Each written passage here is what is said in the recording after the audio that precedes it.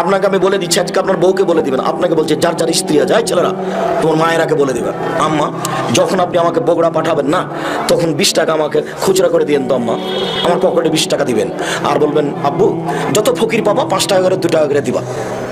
আর আপনাকে বলছে আপনার বউকে বলে দিয়েন, এই শোনো যখন আমি বগুড়া শহরের দিকে কোনো কাজে বের হবো, 100 টাকা তুমি আমাকে 5 টাকা 10 টাকা করে দিয়ে তো।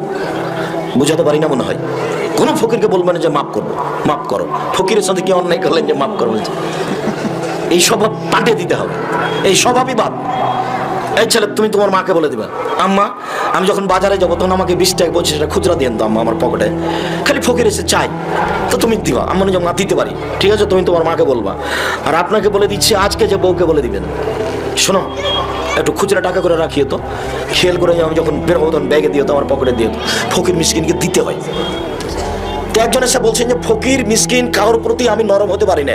তখন আল্লাহ রাসূল বলছেন শোনো শোনো শোনো, তুমি এতিমকে খেতে দাও, তার মাথায় হাত বোলাও, এরিক্য কালবক তোমার নরম হয়ে যাবে।